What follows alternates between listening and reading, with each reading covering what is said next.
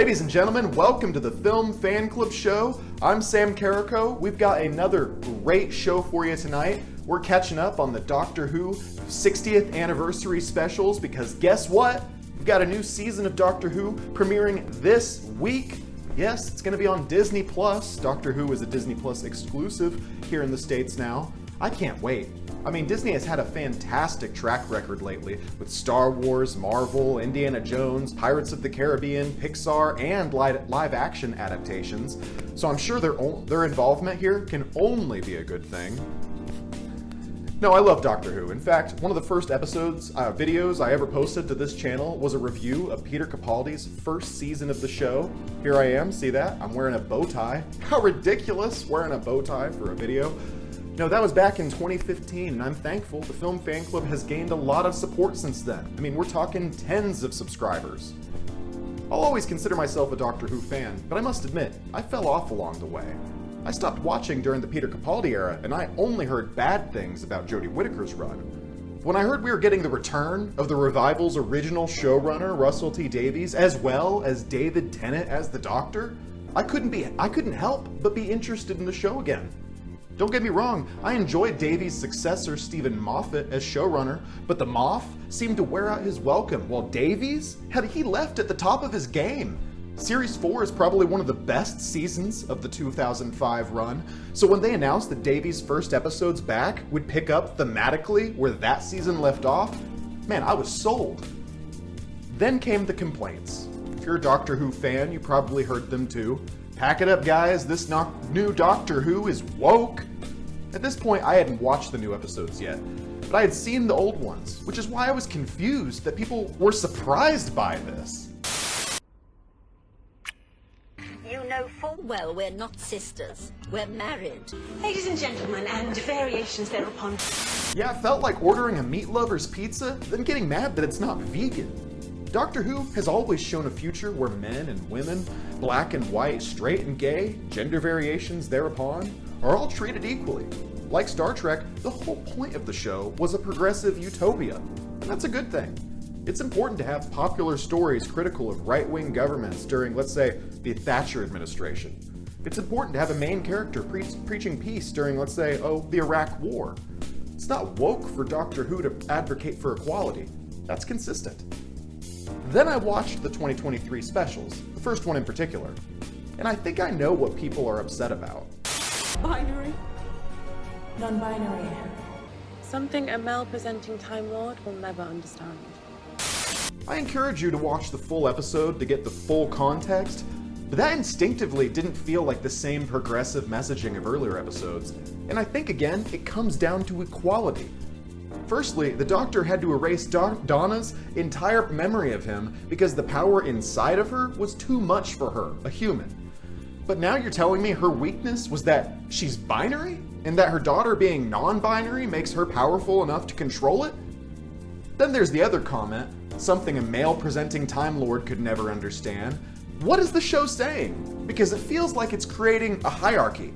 If you're non-binary, you're great and powerful and unstoppable. If you're a woman, you're intelligent and smart, but still need saving. And if you're a man, oh man, you're useless and you should basically apologize. You see how we've strayed further and further from the equality of earlier Doctor Who? It's no longer about treating everybody with respect. It's now about giving more points to people based on how oppressed they are. This is particularly disappointing because this is the same exact showrunner behind the examples I showed earlier. Russell T Davies used to know how to do it well. And I can only hope that come Series 14, again this week, he relearns that the most powerful message is that true progress relies in embracing diversity and unity, not in creating divisions. Woke writing is fine. Bad writing is not. All right, we've got a great show for you. Let's get right to our discussion of Doctor Who's 60th anniversary. All right, let's welcome tonight's guest. He is the coordinator for the Tulsa Doctor Who Viewing Society. Chris Burnham is here. Hey, Chris. How you doing? I'm doing well, man. How are you? Thank you so much for being here.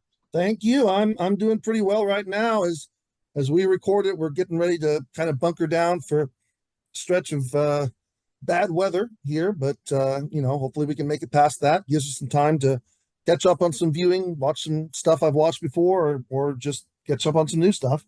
That's how I've been. I mean, I watched the Doctor Who for this discussion. Obviously, today we're talking about the 2023 Doctor Who specials. But I before that, I caught up with series 1 through 4 just to kind of get ready for the David Tennant stuff. And then now I'm like, you know what? I've already seen it. It has nothing to do with the project, but let's go ahead and watch 5. And now we're on series 6. So it's and speaking of stuff that you've watched before, I'm like, yeah, I've seen all these episodes, but they still hit, you know? So I guess that's a good segue. I'm a big Doctor Who fan, but I'm a little bit of a younger person. So I discovered the show around the 50th anniversary in 2013 during the end of the Matt Smith era. And so I watched, I kind of fell off a little bit during Capaldi. So, I'm a little bit guilty of, I'm not quite caught up. So I was very excited that they had I guess a new jumping on point with Russell T Davies. Very much. Yes. Yeah. And then David Tennant coming back. So obviously new kind of normie fans like me have another, hey, come back and see David Tennant again. So I was very excited for the 23 specials. I got to say, if you want to kind of give our audience who aren't familiar a little bit of your history with Doctor Who, and just kind of your anticipation leading into these 2023 specials. So I'm an old school Who fan. I started watching in 1985, I believe. I met a friend of mine who would become my best friend on the school bus, and he and another friend of ours would sit in front of me and talk about this amazing show that I had no connection to, but it sounded great. And eventually I had to ask them what it was and where I could watch it. And the first episode, well, a little controversy. The first episode I ever saw, I didn't know I was watching Doctor Who. It was before that conversation. And I saw the last half of Snake Dance episode 4, which is a 5th Doctor story. Okay. But it was very confusing coming in at the end of a story with no clue. And then the first episode where I did know what I was watching was a John Pertwee called The Ambassadors of Death, episode 3 out of 7. And yeah, it was 10 o'clock at night on our PBS station here, and then eventually moved to 5:30 in the afternoon on weekdays.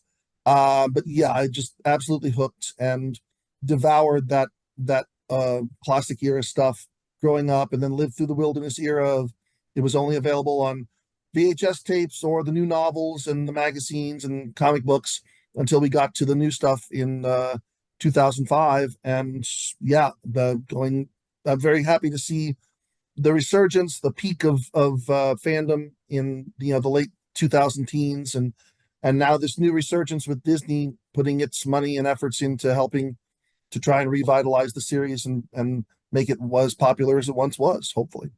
And so I assume you've kind of kept up with, unlike me, you've finished season 9 and season 10 and all of Jodie Whittaker's run as well. It's really funny to me as an old school Who fan, because I know people who come in through the new series, they use the new series markers, the indications of seasons 1, 2, 3. And in my mind, it's season 27, 28, 30, 33. So I have to stop and convert. And it's going to be even worse because Disney has said the first season on them, that's season 1.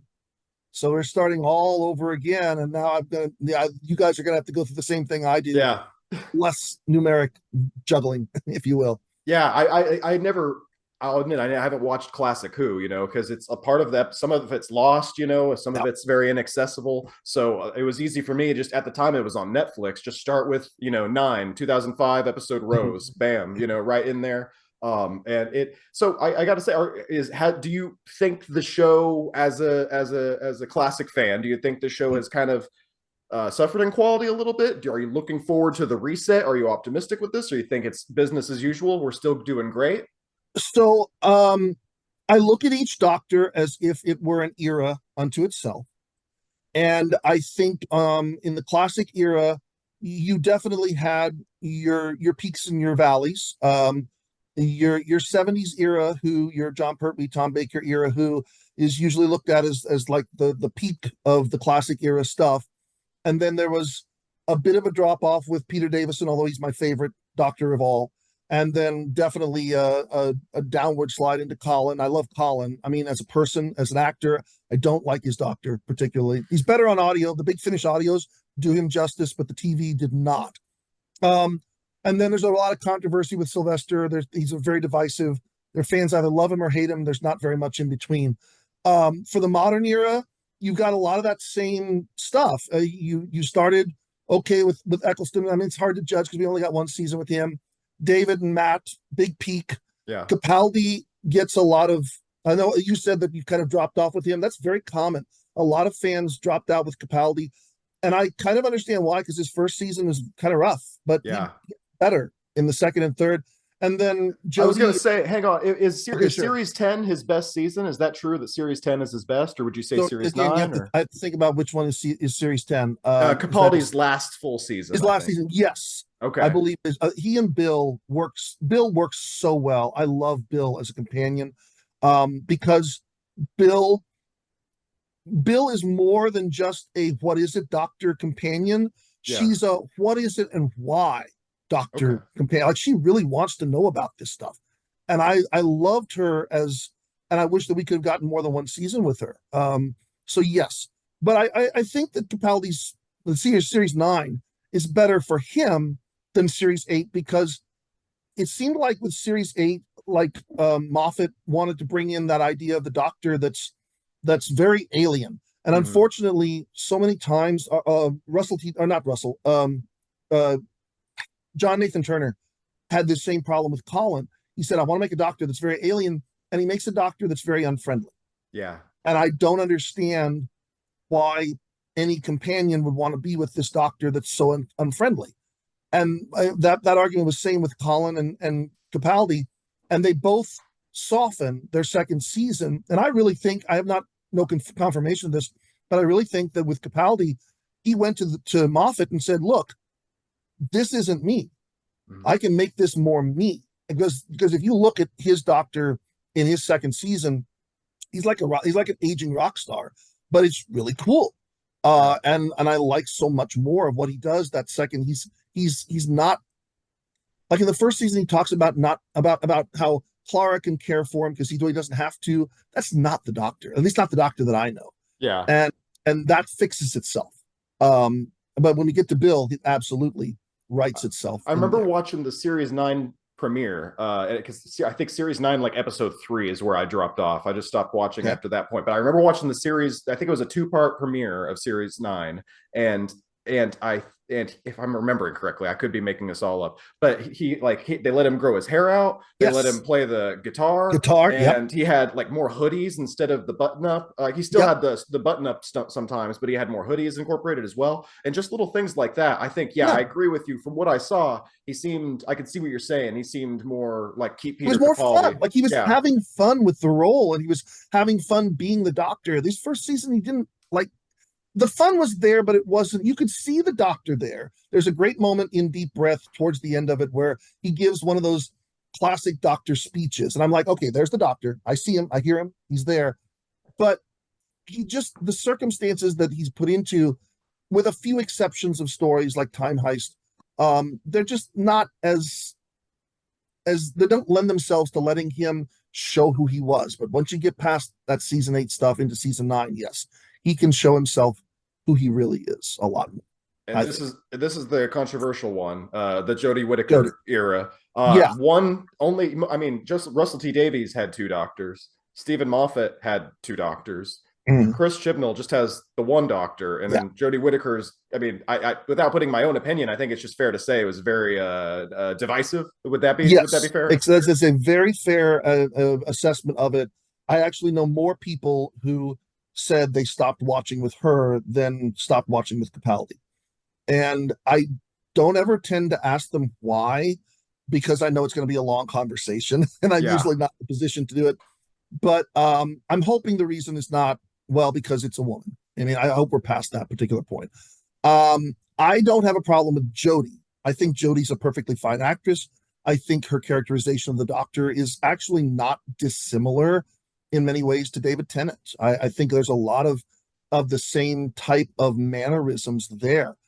I don't like her companions, except for one. None of them seem to want to be there. Yeah. But my biggest problem really is just with the writing of the show. Again, primarily with the first season. Chibnall went out of his way to say, we're going to do single story episodes. That's fine. We're going to do no returning characters, like we're going to have all brand new villains. okay, you can try that. And it succeeded in some, but I think in the most part, it didn't really make a lot of memorable characters and memorable villains. But in general, he seemed to like want to go out of his way to distance himself from the rest of the series, and that didn't work for me. And thankfully, that's fixed when you get to her second season, and we bring in the Master. And I loved, Yeah. of course, I can't think of the actor's name right now, but I loved him as the Master. I loved their relationship, and it seemed like he was more willing to say, okay, we're gonna put the Doctor back into her universe, and that worked nicely for me. Flux confused me, her final season, or the arc there. That's the big one, right? Yeah, That's the the six-parter, timeless and child, right? that's Is that the where that? well, Yeah. well, the timeless child is introduced at the end of season 2. That concept, yeah.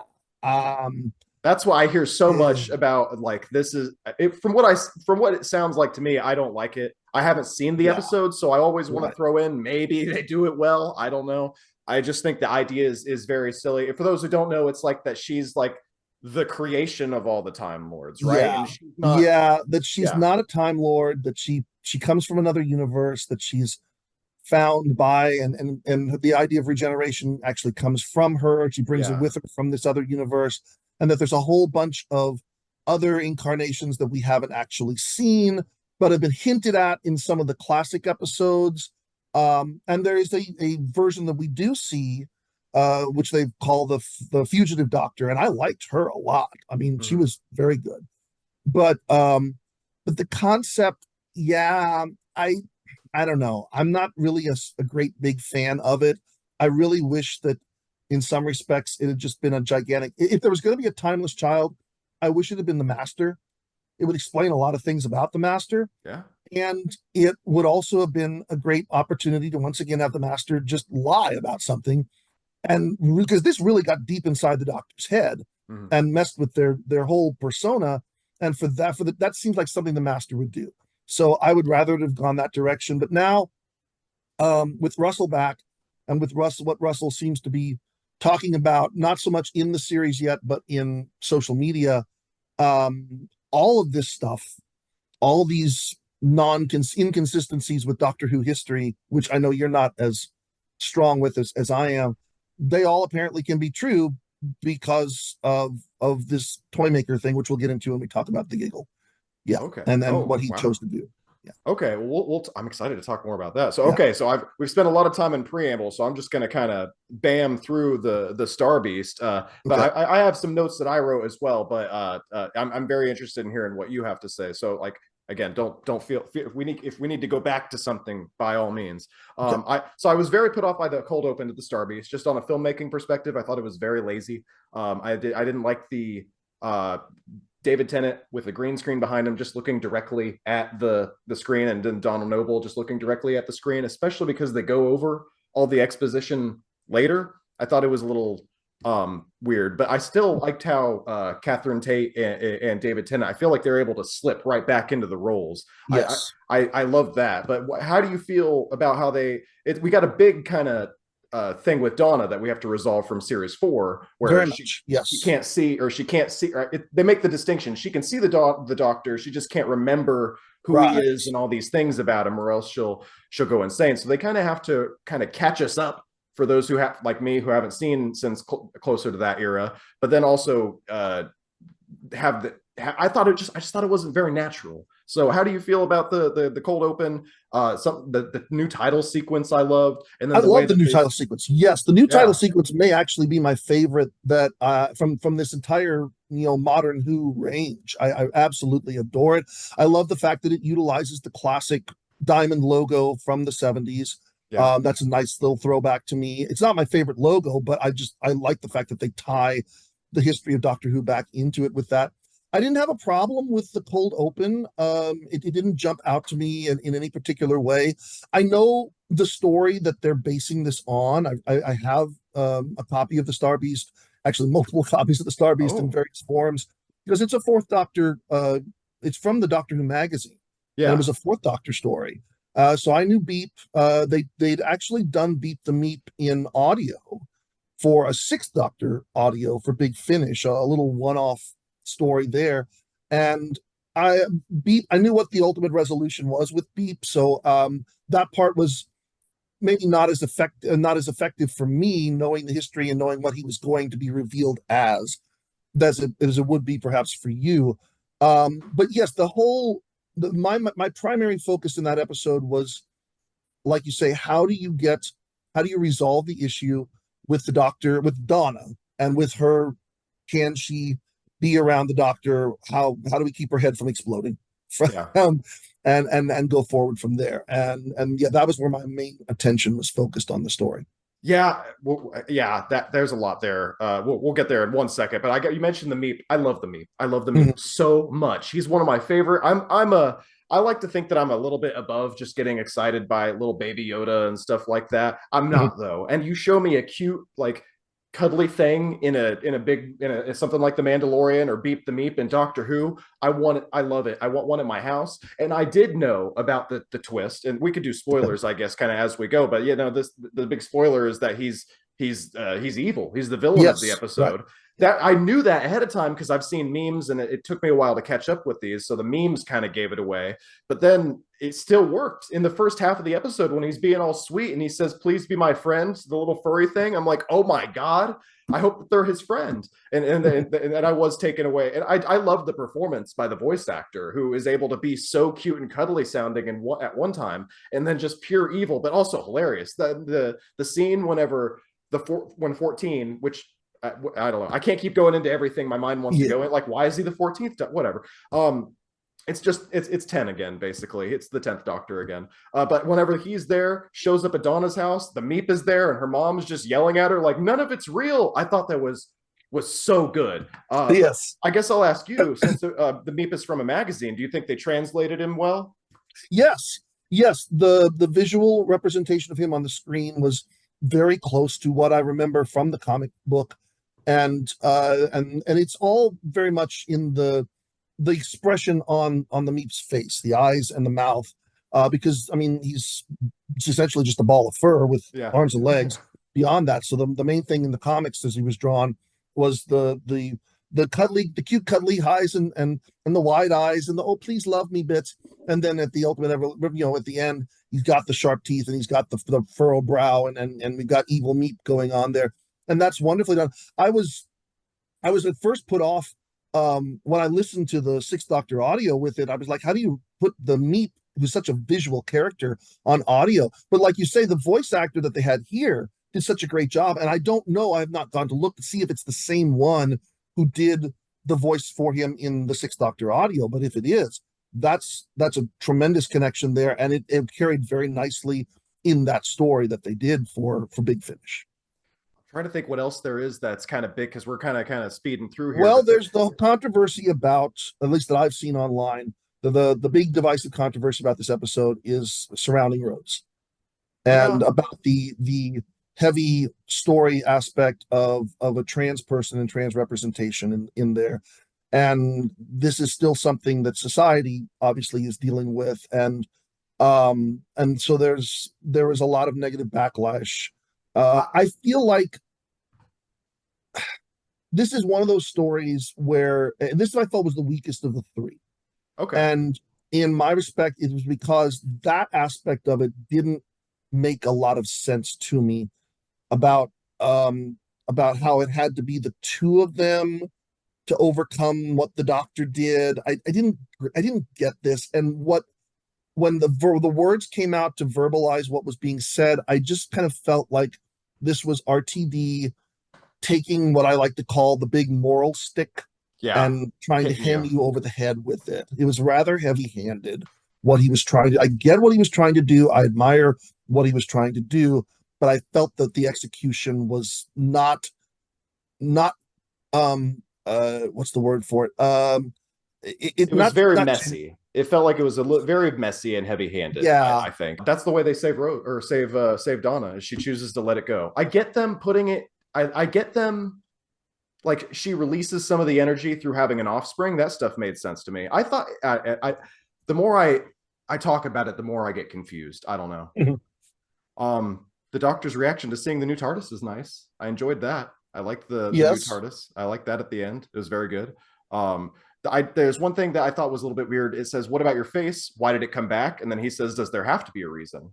And I thought that was a little bit of a cop out because I thought there would be a fun reason for David Tennant coming back. And I feel like maybe they come back to it at the end of the third episode, which is called the Giggle. But Well, they do, and but I agree with you. I think that given the fact that he's only got this 3-episode arc, I would have expected them to write him something where he's as intrigued by it, because he becomes more intrigued and confused by it later on, and he's been through this before with Capaldi. I mean, he ponders why this face, when he regenerated in deep breath, why he took the face of this Roman that he encountered before.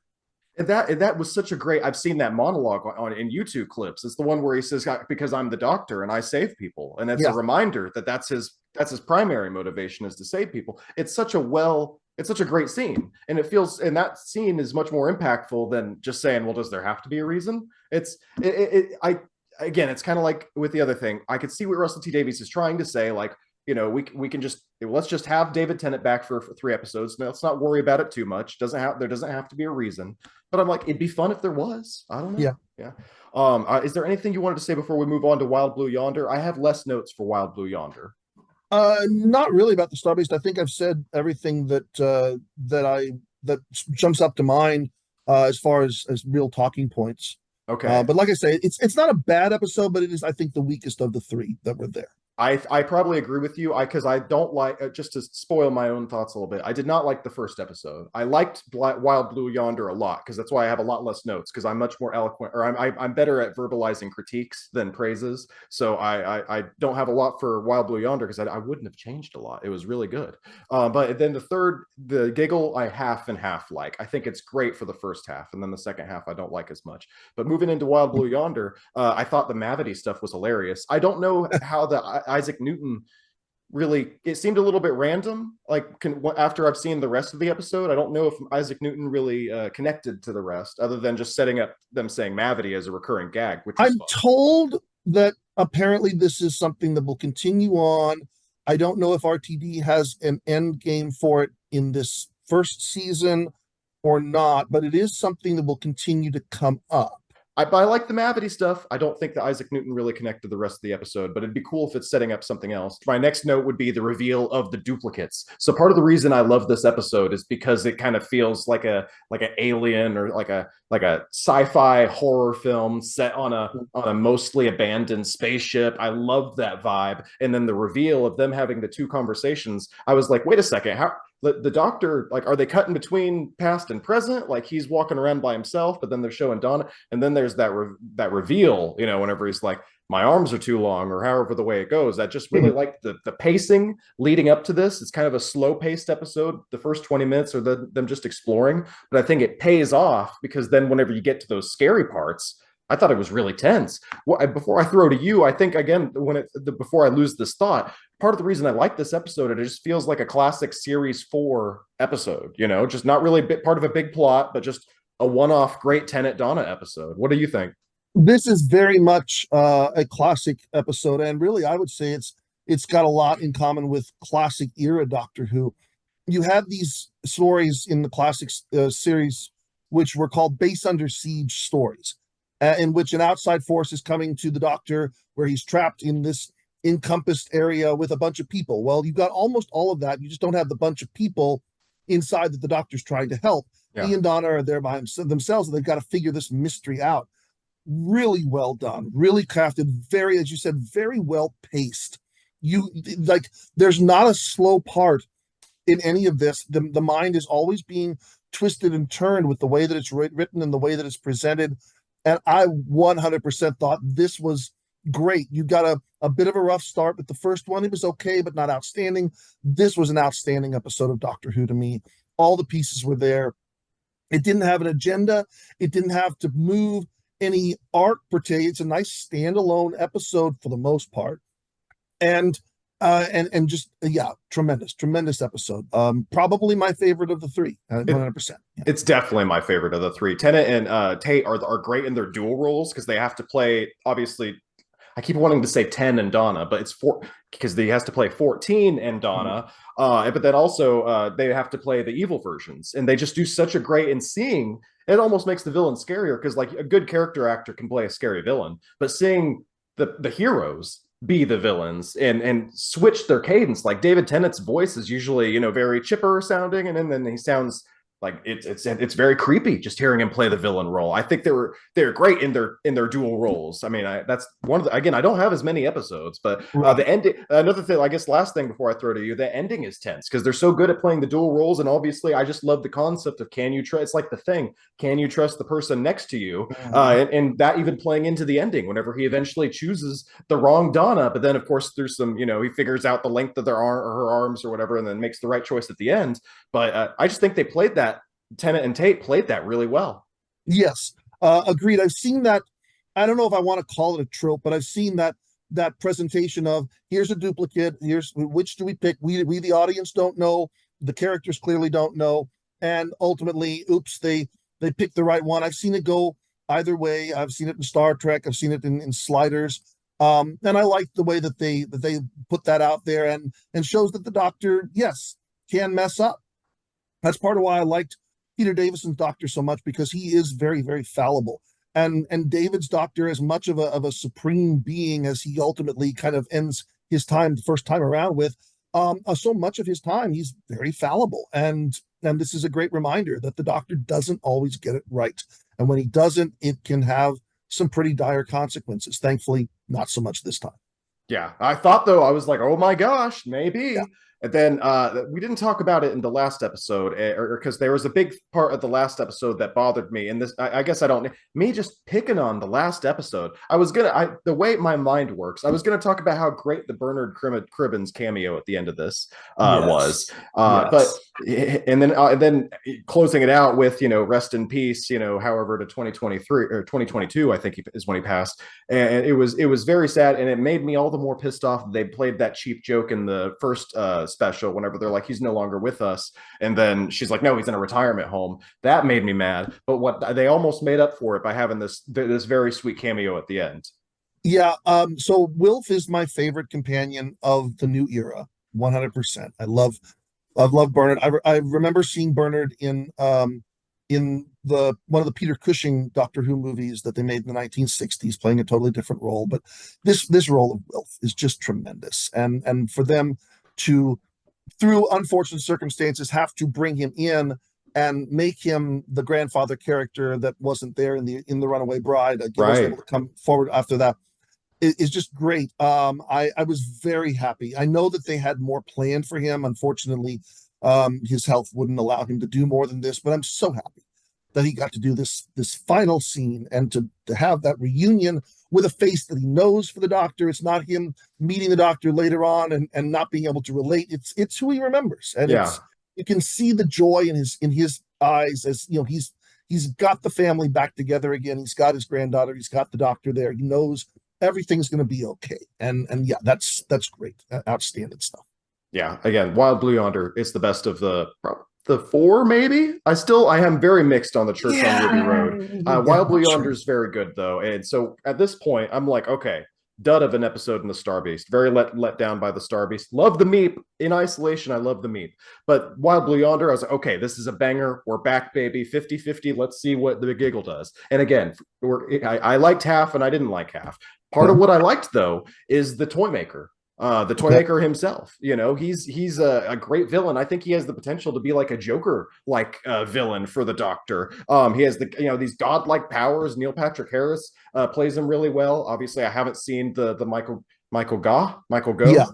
Michael Gough, yes. Who obviously is more. I knew him as Alfred from the 1990s. I think a lot of us did that. Yeah, the 90s Batman movies. He was great. But he's played the toy maker originally, and now Neil Patrick Harris is playing. At first, the accent was a little off-putting, but I got used to it. I like how he drops it at certain times, like whenever it goes, well, that's all right then. Like that was, I think he played around with the accent to make it likable. But my first go around, I was like, oh, this is I didn't know what to think of it. But what do you think of the toy maker as a concept? What do you think about this iteration of him? But my biggest question is, did he have that accent?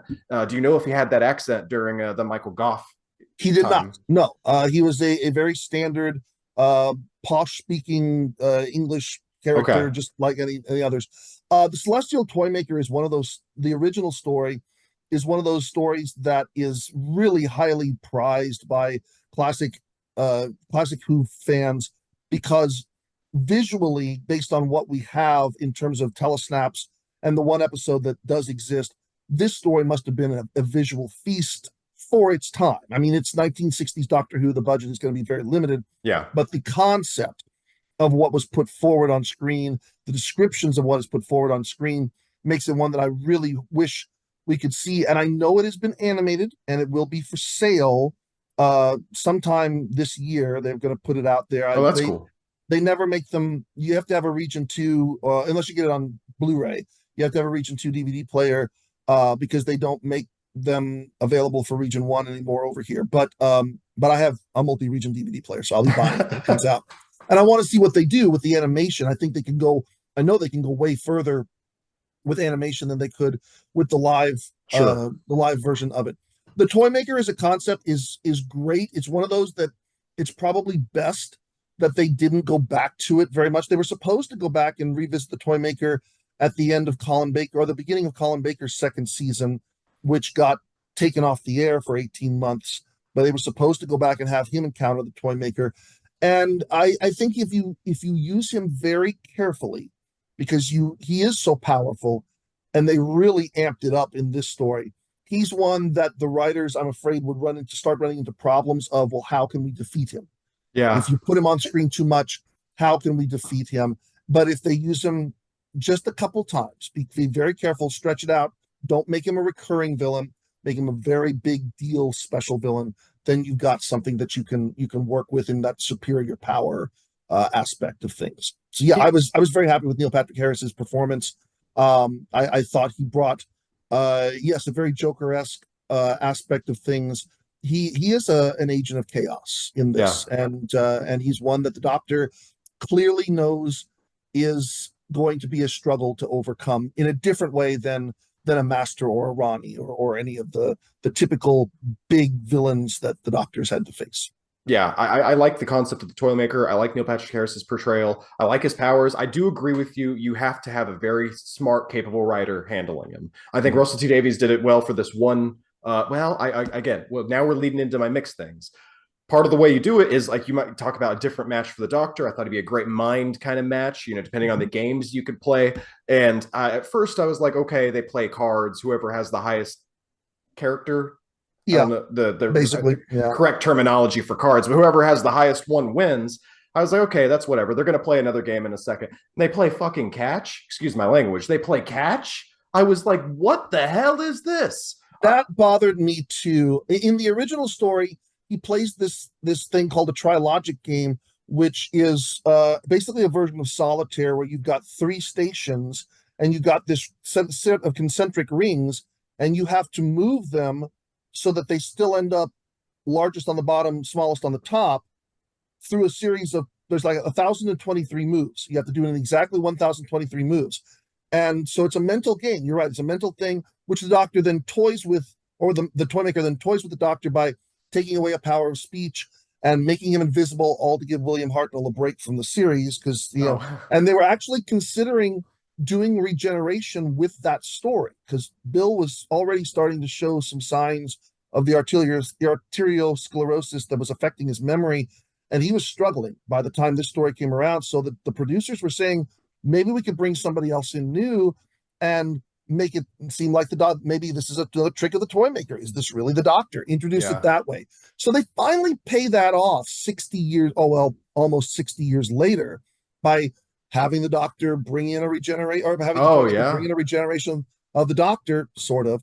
But no, I agree with you. To get back with what you said, I agree with you. Catch, no, that did not work for me. It play chess or something. You know, give me something that's more mental. Give me something that's more of a challenge.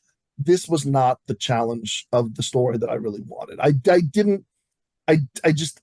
The whole time I stared and watched that, going, there's got to be something bigger. There's got to be a bigger moment here, and there wasn't. I was disappointed by that. again, it's a very mixed episode. I like they play. I'm just kind of looking at my notes here. I like how they incorporated Stooky Bill. I thought that was fun. It's a little history. What I like about Doctor Who is at its core, it's kind of a history lesson as well. Sometimes it's like it was originally meant to be like an educational program for kids, right? Because then it could visit different historical events and they'd learn through that. This felt like one of those things because I'd never heard about. Obviously, I should. I mean, I knew the television must have had a first broadcast at one point, but I never thought, what was that? So that was a fun little history lesson. I enjoyed how they incorporated into that. I liked the whole humanity gone mad storyline. It seems like the show kind of forgot about it halfway through, but it was a good concept. I liked the little InfoWars parody as well, where the lady is anti-Zedex. I like Unit in the way we've kind of glossed over a little bit, but Unit as an entity, I think I've enjoyed their presence in these three specials.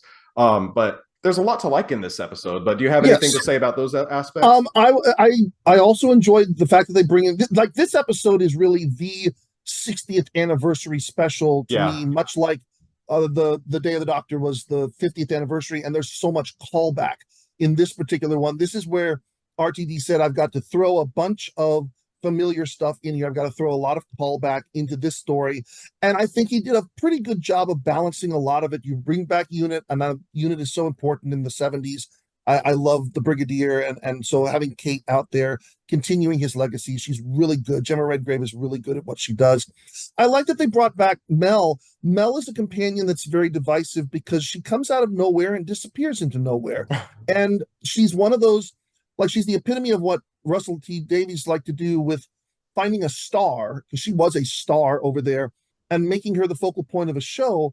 And she got a lot of flack for that. But I was happy that they finally made her something that served a real good purpose and gives another connection to classic Who. I love the humanity gone mad, as you said, and I like the resolution to it. I like the way that was all presented. I like the fact that, this is just for me, but well, not just for me, but this is something I picked up. For such a long time, Unit was a secret group. Even though it really wasn't a secret, it had a headquarters that had a sign outside of it. It was supposed to be a sort of a secret group. Now you've got freaking Avengers Tower that they can go to. And I'm like, this is good. They're just really not trying to hide themselves anymore. They're a big deal, and they know that they're a big deal. So yeah, all of that worked very nicely for me. And the sequence where the toy maker kind of goes back over the Doctor's companions whose didn't end well. Amy, Rory, Bill, Clara, and I noticed he stuck to those because one of my friends said, well, what about, and tried to bring up some of the others. I'm like, yeah, they didn't die. Their story ended nicely. Martha's story ended nicely. Yeah. In Rose's story, or not Rose, sorry, Donna's story basically ends, at least without her not, with her not dying. But Amy, Rory, Clara's off there, doesn't remember, and Bill, you wouldn't know, but there aren't good things. There aren't good things for her. I'll try not to spoil for those who go. I might watch through series 10. Now that everybody said that series 10 is the best. Now that I'm on this rewatch, again, currently at series 6, I might just continue on until 10. We'll see. I don't want to commit. There's so much Doctor Who. I'm like, I can't commit to watching all of it and getting caught up. But the more I watch it, again, it's a great show. So it's a great show. There's a whole sequence. You mentioned that the previous companions. I love that whole sequence. They find him back in Soho, 1925. I want to say something like that. They find him in the 20s in Soho, and he's got that shop, and then he does that creepy giggle. I thought it was great. That's whenever I was like, oh, he's like the Joker. It's great. And then that hide and seek. I don't know if that counts as one of the games they play or not. Probably, yeah. And they play hide and seek. I love that. And it's like his shop is bigger on the inside, a dark inversion of the TARDIS, and then having David Tennant kind of reflect on his role in all this. There's a scene where he gets separated from Donna, and then they have that creepy puppet. Meanwhile, where they put David Tennant on, like the puppet starts to look like David Tennant. Meanwhile, Donna's got that creepy little girl doll or whatever that's chasing her. Yes. And then leading up to that sequence where he goes over the companions, it was just a very great. It was one of the better parts of the episode for sure. I enjoyed all that, and that's whenever and then I guess now that we're talking about the best, my favorite part of the the episode, because and this is all about the toy maker, the way Neil Patrick Harris plays them, striking that balance between being terrifying as a villain, very intimidating, but then loosey goosey, having fun. Whenever he makes the entrance into Unit later on after they play their card game, he says, "Oh, it's round 3. How about 2023?" And I'm just leading up to the best part. Spice Up Your Life. His fun introduction, dancing to the Spice Girls. I've listened to that song so many times since I've seen this episode. But again, just going back to what I said earlier, that the way that he can ride that balance between comical, funny, whimsical, terrifying, dark, intimidating. I loved that. So I thought Russell at that point was recreating one of the standout scenes to me from John Sims' run as the Master, where he's got the Doctor imprisoned in the cage and he's doing the Scissor Sisters song in there, and which I love that song as well. And that whole sequence just shows the madness of the Doctor. It's a parallel in my respect to RTD saying, I can't have the Master here, but I've got something that's going to make people hopefully remember how much we did with him in the form of the toy maker coming in and causing the same musical chaos, if you will, with that particular number. Oh, it was so good. And the 2 more things that I enjoyed before we get to, because again, it's like right up 30 minutes into the eepisode, I start to not like it, which is weird. The 2 more things that I like: the toymaker talking about humanity. He talks about mind games, dating, ghosting, deceit. I think there's a lot of interesting commentary on humanity and society that I think that stuff's not badly interwoven into the storyline. I thought that was pretty good. I liked that stuff. I was like, oh yeah, we do live in a society. I see what you're saying, Joker. It's very Joker-esque. Oh, I almost fell. This time David Tennant is going to regenerate because he says the game, one game was with the first Doctor. Played it already with this Doctor, so the next game will be with the next Doctor. I'm hyped as hell. I'm excited for Ncuti Gatwa at this point. Shoots him, regenerates. The last thing I like before I get to the stuff I don't like, David Tennant, he says this time he's not going to be alone. He's got Donna there with him. He's got Mel there with him. David Tennant died alone before, and now he gets to regenerate with his friends. I thought that's a good point. That was adorable. I hadn't thought about the fact that he really was alone, despite, because he went like through the whole greatest hits, returning and visiting everybody before he makes his way to the TARDIS. But you're right, he did go away alone, and he has they except for the Eccleston to Tennant regeneration. Well, and I guess technically Smith to Capaldi. Right. He has basically been on his own or her own when they've done the regeneration bits, and that's different from the classic series. The classic series, there's always a companion with him to see that transition through. So yeah, that's a nice point, which I hadn't thought about. But good point. Thank you. Now I feel smart. I was like, haha, see, I picked up something. And now I'm going to be a Debbie Downer. I hate the bi-generation. I don't like it at all. I was so excited for Ncuti Gatwa. So I don't have anything against Ncuti Gatwa as the Doctor, but it's just a whole, so here's me opening up this whole drawer, and I'm just going to go through all of it because I have a lot to say. It's like instead of being a rebirth, it's like you're asexually reproducing now. It's weird, and which makes me think, is Ncuti Gatwa? Yeah, he's the Doctor. I get it. He's the 15th Doctor, but I'm like, now it's like more like it just feels to me like he's like the Doctor's offspring as opposed to the Doctor himself. So I think they did a disservice to Ncuti Gatwa because that gives more credibility. Again, I like his performance, and spoiler alert, I think I like the Church on Ruby Road, but it just gives more credibility to the people who want to say, hashtag not my Doctor, because instead it's like he's the Doctor's offspring, and David Tennant's still there. Now what is the fear in dying? They said it. I mean, I know everybody has their different opinions on what regeneration means to the Doctor, but David Tennant's first interpretation of it in series 4 was like, yeah, I regenerate, but I die. Every cell I have dies, and then some new man goes sauntering off, is what he says. Now it's like if I get shot, and Russell T Davies has said confusing things in interviews as well. He says, I like to think that every Doctor is bi-generated or whatever, and I'm like, and so I'm like, what is the fear in dying as a viewer? He won't die. He'll reproduce. So where is any threat in? There's a whole bag of worms there that they just open up, and I don't like it. And even in the way that they handle it in this episode, he bi-generates and they pull him apart and they look, and I'm like, the whole time I'm just sitting there, what is the toy maker doing this whole time? He's just in the background, just letting them have their nice little moment, their nice little, not reunion, but and him meeting his son. I don't know. I know it's a lot that I'm throwing at you, but I just want to ask your thoughts on bi-generation. So yeah, not a fan. And really for a lot of the reasons that you say, the stakes are lowered. I'd heard that this was going to happen quite a while back. There was a rumor that ran through something. I want to say it actually made it to some sort of a Doctor Who fan page with an article written up on it, and I posted it into the Viewing Society Facebook page because something felt about it. I was like, man, this can't be what it is, but maybe it's going to be something akin to this, or maybe this is a temporary thing or whatever. So I'll throw this up for everybody to look at and see what the commentary on it was. And I actually don't remember what they said about it, if any of my members did, but I forgot about it until it actually happened in front of me. And I went, oh, okay, so they were right. I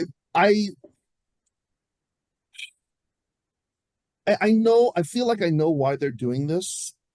And I feel like the answer is that this way, RTD can have David in his pocket so that when we get to 65th, 70th, or for whatever anniversary, and we want to bring David back, we don't have to explain, even though an explanation was created in another story, but we don't have to explain why he looks older.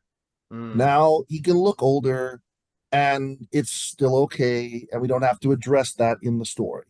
And that irritates me because they're crafting something to address a special instance instead of crafting a special interest to address a mainstream story, if you will. They're doing it totally backwards. I do agree that it drew away from Shooty's moments. I'm not sure that we've had Shooty's moment yet. We'll get to the church in a moment here, but I didn't see the moment where I looked at Shooty and went, there you are. There's the doctor. Yeah. I see the doctor in there.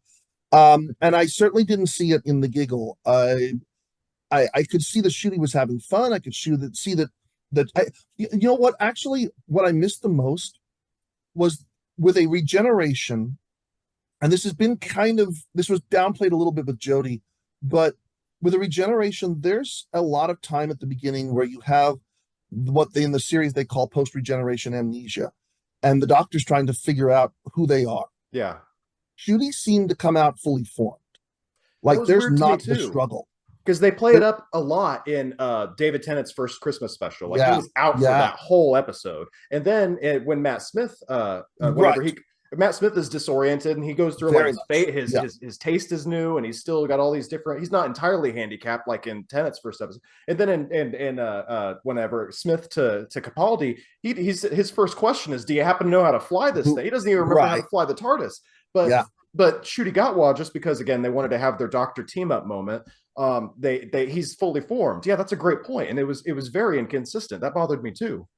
Yeah. Well, I mean, again, it's bi-generation, not regeneration. So I guess you can explain it away that way. But I hope this is not a well that they go back to, honestly, ever again. Yeah. And I'm curious to see. I'll be curious to see how this works its way around, because theoretically, at least given the way they explain it in here, when 14, however it happens, comes to the point of his death, then the regeneration should happen, which I think should draw Shooty back so he does go through it, maybe?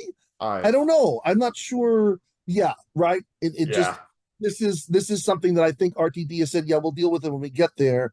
And in the back of his mind, the second half of that statement is, and I hope we never get there. Yeah. And I, as a fan, hope we do. But because I want him to have to confront the realities of what he's created in this bit. So yeah, not a big fan of this. It's so many levels. It doesn't work for me, and I don't think it does a service for the series. But the series, again, seems to be heading in a different direction because I'm sure of mandates from Disney, they want their fingers in this pie, and they say, this is how we're going to set this out.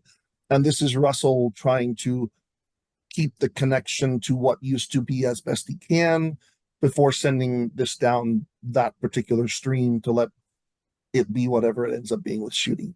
Yeah, I've read it out. I didn't have time to take notes on Church on Ruby Road, so whenever we get there, that's all going to be just from memory. But I'm running out of the notes that I have on the Giggle. The last thing, but these two things just came to mind, or one thing that I can recall right now is the 11th Hour is just such a great episode, and it's so much. I just think we're really just jumping off of your point there. I do feel like we're missing something. Watching a doctor come into his own, watching a doctor, form and go for, and learn from the last doctor. And I just think that's a shame that they're kind of shortchanging Ncuti of that. They really, I do feel like the writing has failed Ncuti Gatwa a little bit in this episode. And then I'm not going to judge. I mean, in the episode, yes, and actually, I'm a little more critical. Well, not more critical, but I'm still as critical of how they're doing service to him in the church. But I keep saying to myself, he's had an episode and a half. It's too soon to judge him and to judge who this doctor is supposed to be. I think Ncuti has potential. I've heard, he's a tremendous actor, and everything I've seen from him so far indicates that he has the chops to do what he's being asked to do, just like Jodie did. I want the material to better serve him than what we've necessarily had laid out for him so far. I don't think that I think that having him have to share his first moment so much with David really undercut a lot of the opportunity for him to establish himself, because I mean, like it or not, he's a history-making doctor. When you have the first African-American male doctor, that's a big moment. Jodie got her moment by herself in her story. Okay, she set her issues. This now, I know this isn't what Russell intended, but I'm afraid going off, unless we really ramp this up with his full season, that people are going to say, well, Ncuti couldn't handle it himself. And it's just going to undercut this from the very beginning. Ncuti couldn't handle himself, and look where he went. It wasn't nearly as great. I hope that's not the case. So what did you think of the Church on Ruby Road? I love Ruby. Okay. I think Ruby's outstanding. She's very much like Rose. RTD knows how to craft the beginning of a series for Doctor Who. He knows, because if you look at the structure of the story, it's very much like Rose. Focus on the character, give a mystery to the character, have the character discover the doctor, have the doctor save her, if you will, put them together at the end, send them off. I mean, the basic plot points are all essentially there. I think a lot of the story is fine. I think a lot of the focus on Ruby is fine. I just, with 15, I didn't see enough of him. I really haven't seen enough of him yet to find out what he's about. I liked what I saw for the most part, but I desperately want to see more of understanding who he is as the Doctor. And I wish that we'd had more time at the end inside the TARDIS. And I know that's intentional. I know it's to create the wonder for the fans, but I wish we'd had more time in there. Yeah, I think I for the most part, I like this episode. I really like Ruby is a character I didn't know how I was going to feel about her, because companions seems to be very hit or miss for me. Sure. Series 5, I don't want to start a whole thing. I'm not an Amy fan. Amy, the way that she interacts with the Doctor really pisses me off, especially whenever she tries to cheat on her fiance the night before her wedding. That ever since then, I've just not been an Amy fan. So the companion can really make or break a series, or a season rather, for me. So I think I like Millie Gibson is the actress's name as Ruby Rose, Ruby Sunday. And she does a great. I enjoyed her in Ncuti Gatwa. I think in this first episode, again, I like the way they framed it from the perspective of the companion. I didn't notice the similarities with Rose, but yeah, it makes sense, and it's a winning strategy. So why not do that? The only thing that I didn't really care about was the singing. I didn't know how I was, which is the very superficial take, whatever.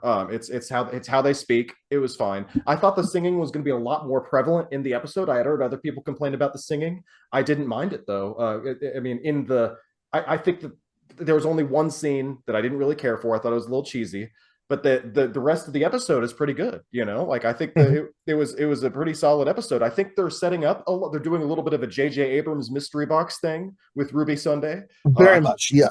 So I'm interested in seeing how that progresses. But I think it was yes, pretty with solid. her with her connection to this neighbor of hers, and I've already heard a lot of theories about who the neighbor could be, and I'm very, very happy to sit back and let that one unfold for itself, because any of them that I've been presented with could very easily turn out to be the reality. So I like that for certain, and I definitely want to see more of how the relationship between the Doctor and Ruby develops, and how they feed off of each other, and what direction we build this. Is it going to be 10 or 9 in rows, 10 in rows? Is it going to be 12 and Bill?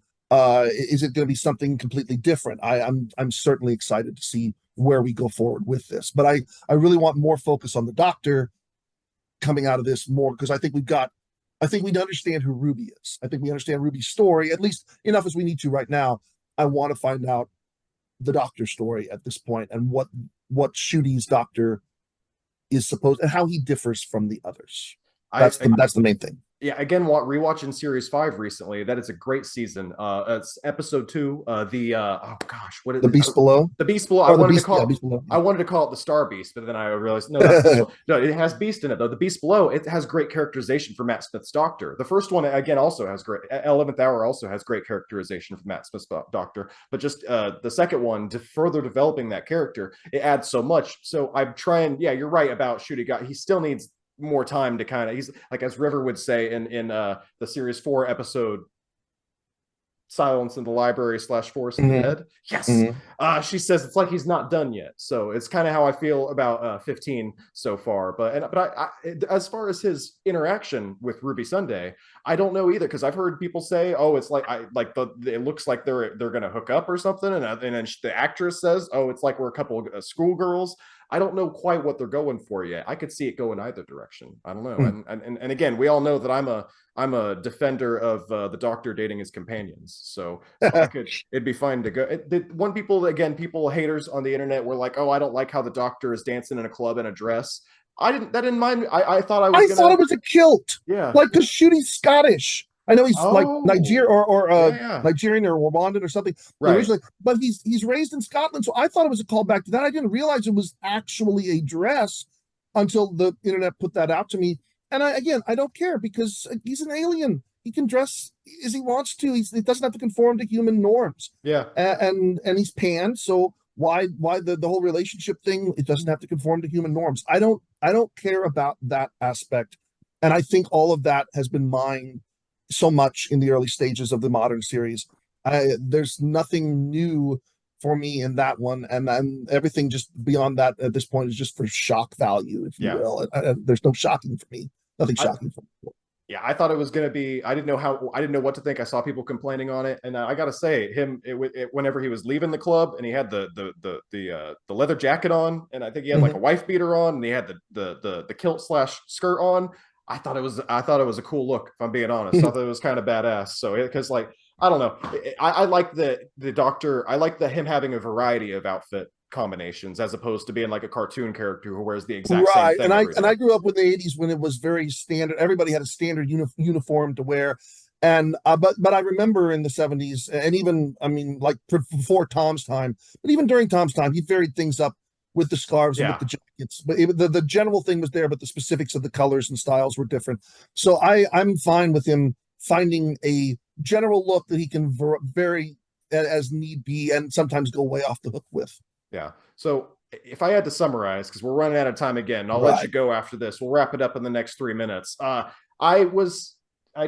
not a person who's seen every episode. I fell away. I came back for these specials as a jumping on point. It's very mixed on the David Tennant specials, unfortunately. I think I liked about an episode and a half. So that means I also disliked an episode and a half. It was very mixed for me. Wild Blue Yonder, it's a great episode. But I got to say, the Church on Ruby Road, it might have brought me back in, because it's another reset, because we got Ncuti Gatwa. And I think he was weird in the Giggle with the bi-generation, but I liked his first episode. So I'm sure the answer for you is is obviously in the affirmative, but I think I'm sold. I'm going to watch Series 14. Is that? I'm definitely going to watch Series 14. I mean, I've stuck through Doctor Who to a lot of what I think are pits in there, because I truly believe in the Doctor and I want to see the stories presented for what the Doctor can do. And I think it's the most versatile story or TV series that's out there, because you just have the basics of this mad person with a box and a screwdriver that saves the universe, and it's wonderfully crafted to make that work in any setting. So I just want to see where they go with this new Doctor. I want to find out who this new Doctor is, and you've got me hooked with that mystery right now, as well as the more superficial mystery of who's Ruby, what's the real story with Ruby, and who is this neighbor of theirs, and how does she connect with it. Perfect. Chris Burnham, thank you so much for joining me, man. It was a Thank pleasure you for having you having on. As we continue to go through series 14, we probably won't do episode by episode, but I'm sure we'll review the season in some capacity, maybe when things wrap up. So we'd love to have you back on. It's been great listening to your wealth of knowledge, because again, I'm kind of more of a casual viewer, so I love having you fill in those holes for me. We'll have to have you back sometime. Thank you so much, man. Thank you. Okay, that's our show. I'd like to thank Chris Burnham of the Tulsa Doctor Who Viewing Society for joining me this week. Make sure you subscribe, because the month of May is going to be packed for the Film Fan Club show. We're going to be talking about Kingdom of the Planet of the Apes, Furiosa, and a whole lot more. So subscribe here on YouTube. Follow us on your favorite podcasting app. We're on Apple and Spotify. I'm Sam Carrico. Thanks so much for joining me, and I'll see you next week.